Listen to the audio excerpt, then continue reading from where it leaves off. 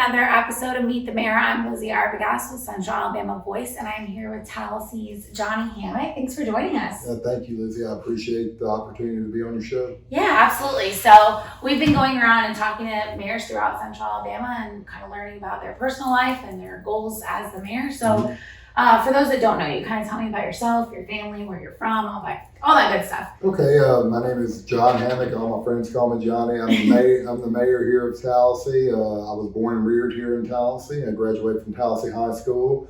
I also graduated from the University of Alabama. I've been the mayor. Roll Tide, yeah. I've been the mayor since 2016. Next week I start my second term. My wife Kimberly is a business owner here. She owns Urban Tales in downtown Tallassee. It's a pet grooming, boarding, and doggy daycare facility. Kimberly is also a 1994 graduate of Tallassee High School. We have three wonderful children, Hunter, Jacob, and Brianna. They all, Hunter lives in Decatur, and Jacob and Brianna are in Tuscaloosa. So we don't see them that often. We're just alone at the house. But we see them, here and there sometimes. But my goals as mayor of Tallassee is whenever my time is up, whether it be 4 years from now or 20 years from now, I want to leave my city that I love so much better than what I found it. I want to do the decisions that not to get me reelected, but the things that will help future generations. Right. When I came here, we didn't really have any kind of planning, so we focused on a comprehensive plan, a strategic plan, an action plan. And there's three key ingredients when you talk about economic development. Everybody wants to talk about economic development, but how do you do economic development? There's three key ingredients, Lizzie. There's infrastructure, which we have heavily focused on the last 4 years with gas, water, sewer, and now broadband. Workforce development. The Tallassee City Schools that we work closely with, we have a great partnership with. They're about to start a new $18 million high school. Yeah. It's going to have a performing arts center in it, so it's going to be great for the area. And then good civic leadership. I think we have a great city council coming in. I try to do the best I can, but I couldn't do anything without the support of the city council, my family. My mom and dad, they're still living. They spent so many years here in this town, so I know a lot of people through them. They're retired and live in Myrtle Beach now, but my mom and dad still call me, and they see what's going on Facebook and things like that. And my wife, she gets stopped in the grocery store, and they ask her city questions all the time, and so it's life has changed over the last 4 years. Yeah. You go to Walmart, anywhere, a restaurant, that's just part of it. Yeah. You just better be ready, to always be able to answer a question. There's really no privacy anymore, but that's all part of it. And I love the job because it's something new every day, and I'm able to go out and help the citizens of the town where I grew up in. Right. And I love it. I always joke, having worked at the newspaper for so long in these small towns, I can't even, sometimes you just are in your PJs and you get a hankering for ice cream and you want to run to the store. No, because somebody might see you in your PJs. Oh, yeah. Oh, yeah. You gotta, to some extent, I'm probably a little bit different. Only reason I got a suit on today is because I had some important meetings this morning. I tell all my friends, they kind of, I'm usually a blue jeans and collared shirt kind of guy, maybe some khakis and stuff like that. But feeling fancy? Yeah, I only own 3 suits, a blue and a gray one and a black one. I try to cover every color. Right. But, I can shine up like new money when I have to. But very dapper today. Yeah, thank you. But you just caught me on a special day today. I had some meetings with some important people earlier that I had to dress the part for. But I'm a down to earth. I'm a working mayor. I try to be. I'm not a workhorse. I'm a workhorse, not a show horse. I'm cutting ribbons and shaking hands, kissing babies. That's all fine and good, but that's not really my style. I like to work with my department heads at the city. My department heads, they're really the backbone of the ins and outs of what's going on with chief of police, public works director, the street department, the rec department. I like to be hands-on as much as I can and rely on the information that they give me to make the best decisions that I can to move this city forward. So what did you do prior to running for mayor in 2016? What I did prior to, I worked for a company called Ecolab out of St. Paul, Minnesota. I was the business development manager for the state of Alabama and the Panhandle of Florida. Oh, awesome. So why did you decide to run for mayor? I was traveling a lot. I had to spend about 1 week every quarter in Minnesota and a hotel room up there. But Monday through Friday, I was always in Panhandle of Florida, South Alabama. I was spending over 200 nights a year in Marriott's, so it was just. Got those points though. Yeah, I still got some points. But I just, there comes a time in your life where, you just want to be stationary and home. And when I would come back home, I saw that, the city needed a change. It needed someone to go out there and be a voice for all of Tallassee, not just a selected few. Yeah. So that's what I'm trying to do. And whenever you make decisions, you're going to upset somebody on the other side. So you just got to have thick skin, make the best decision that benefits the most people as a whole, and not just certain few. Not a good old boy type system like that, but just try to do that, and everything will work itself out in the end. Yeah. So you mentioned that you were recently reelected. We'll start, as of this filming, we'll start your second term officially next week. Yes, ma'am. What made you decide, I want to give it another go for 4 more years? Well, Lindsay, I had a lot of infrastructure projects. We received almost $4.5 million.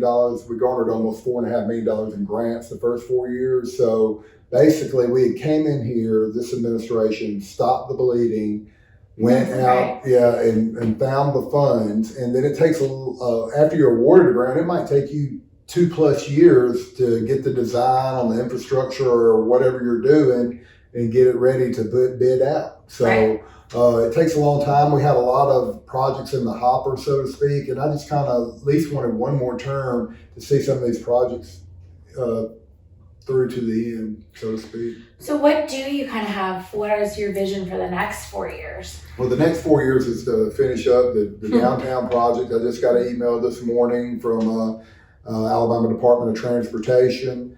We finally got the green light. The Federal Highway Department has signed off on that. That's great. Looking forward to doing that downtown streetscape and replacing all the utility lines in downtown and milling down the road and repaving it. Just had a meeting with Jeff Dunn, the Commissioner of DOC, and William Fillmore, the Director of Legislative Affairs for the Governor's Office, and the Deputy Director of Corrections. I think his name's Jeffrey Williams. They were all in here earlier before you showed up. I'm looking forward to working with the Department of Corrections over the next 4 years to make that a smooth transition, not only for the state of Alabama and the city of Tallassee, but for Elmore County as well. Yeah. So we got a lot of other grants, CDBG grant to demolish 27 houses we're working on. We've got a grant out there for a new soccer complex. I should hear back in January. So we got a lot of things going on, and a lot of cast iron gas line replacements, and trying to clean up the East Side Mill and get some help from the EPA on that. We're heading in, we're going to do a phase 2 assessment. We've already wrapped up a phase 1 with ADEM, and they've got some money from EPA to do a phase 2, which is soil samples and things like that. So we just got a lot of stuff going on. That's awesome. It's just nonstop. Busy all the time. So I'm going to ask you the tough question, but only because everybody wants to know. What is going to happen to the Hotel Tallassee? Well, the owner, Wiley Troop, appealed it. He hired a lawyer, Mike Harper, from here in Tallassee, and they are going to be on the agenda November the 10th to come to the council and appeal it. Now, if the council upholds its decision, then I guess they will file and it'll go to circuit court in Wetumpka. Yeah. Oh, wow. Yeah. So what do you think are some of the biggest challenges facing Tallassee right now? Facebook. That's the world. Yeah, Tallassee Uncut page. I don't know if I've seen that one. Yeah, it's horrible. Well, what you have with social media is a good thing. So take my parents, for instance. They live in another state. It's good for them to see pictures up of what you're me doing. and my kids and me to see them and what you're doing. But on the other hand, it gives anyone a platform to spew Whatever they lies, half-truths, sensational lies, any sort of little information. And most of these people out there, they have never stepped foot into a city council meeting Right. or to a rec board meeting Giving or, back. or called me or emailed, and they just, and it's, I feel like the city council and myself, we're constantly fighting against the misinformation off of social media. Okay. So on the flip side, what are some of the biggest assets that you have here in Tallassee? The biggest assets we have here in Tallassee, I feel like we're the industrial hub of Elmore County. We're located right between Montgomery and Auburn, right off I-85. You have Tuskegee right down the road, one exit down. So we have a great area to pull from, a large pool of workforce from those areas, from Lee County, Tallapoosa County, Elmore County, Macon County, Montgomery County. So that gives us an advantage there.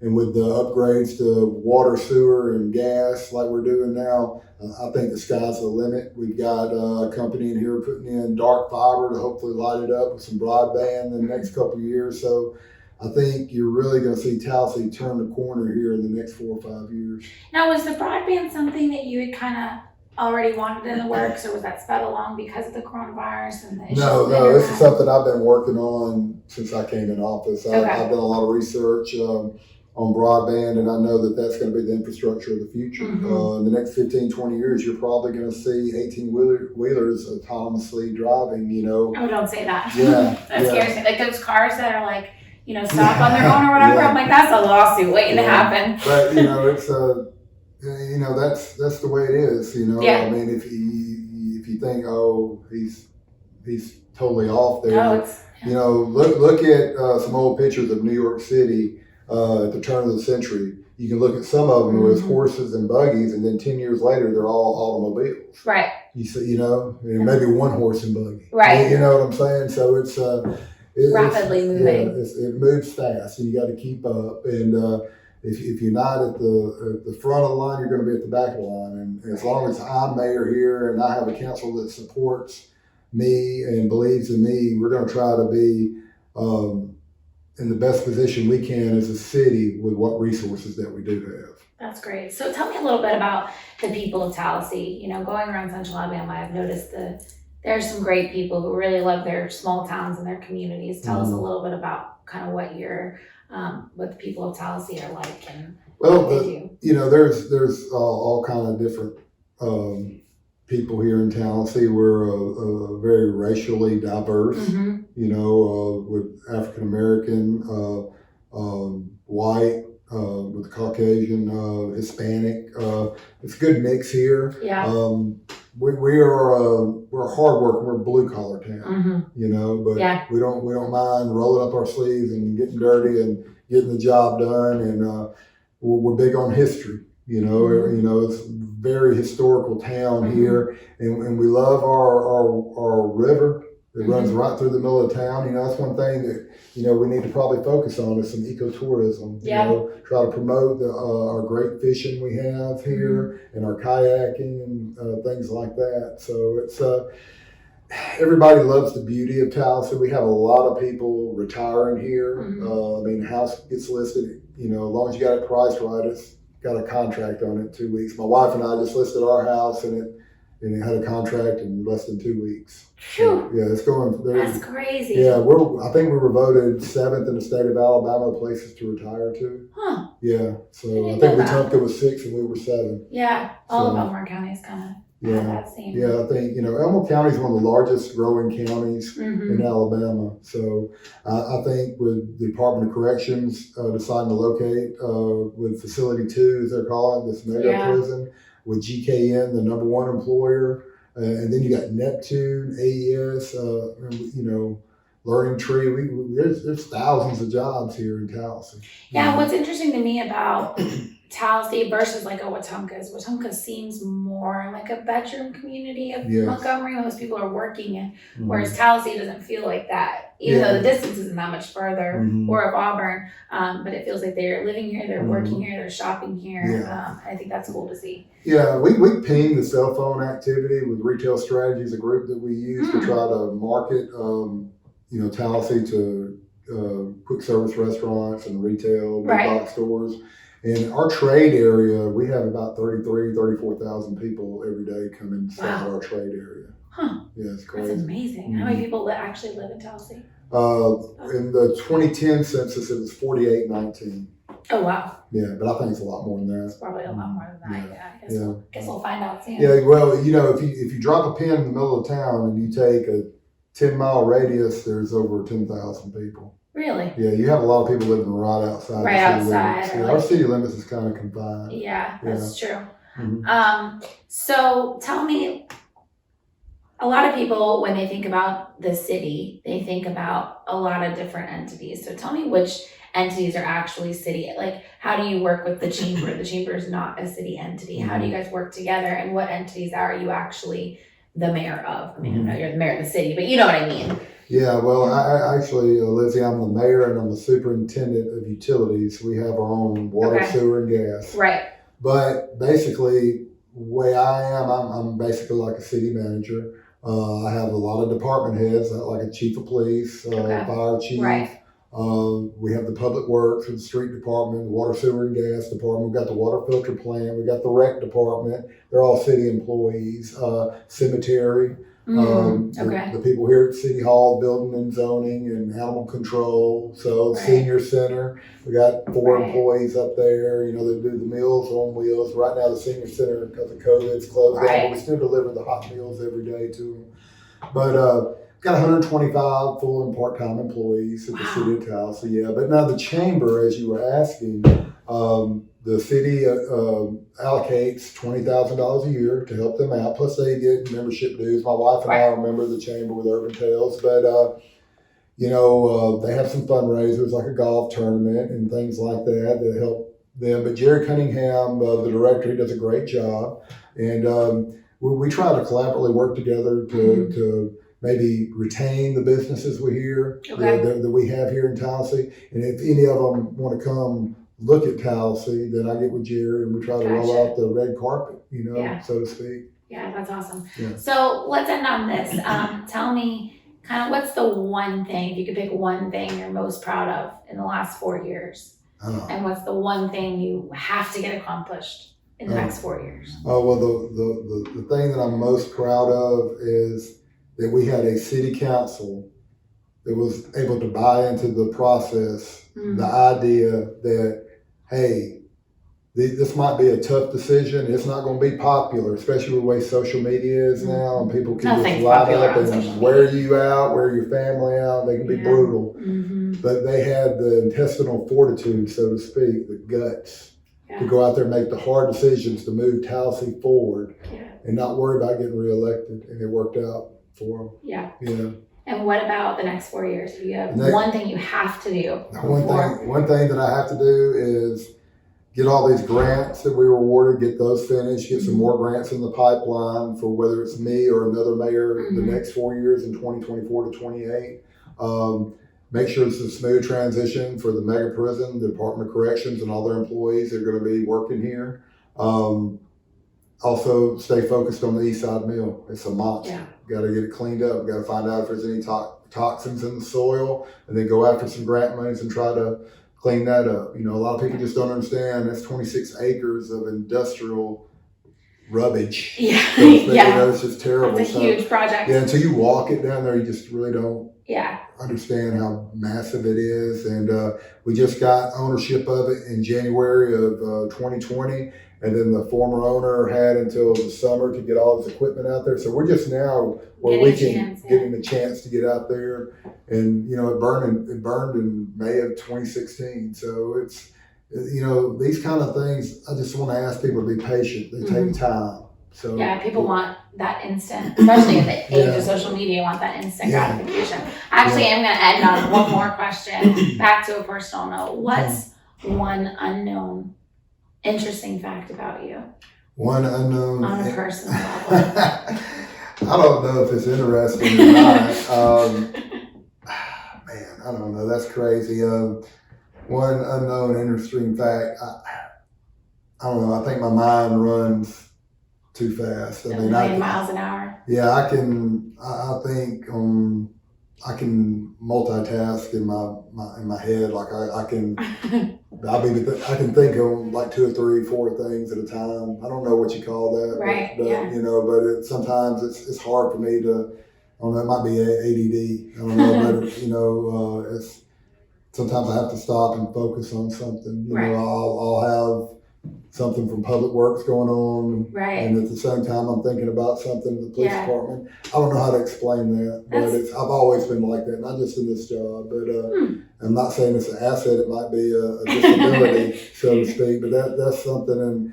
And I think people take me as being abrasive sometimes in meetings or something like that, but that's not the case. I'm just very passionate about my city. You know, I come across as kind of a very abrasive type person, but that's really not. If you get to know me and stuff on a personal note, you'd see a different side of me. You're a softie. A big teddy bear.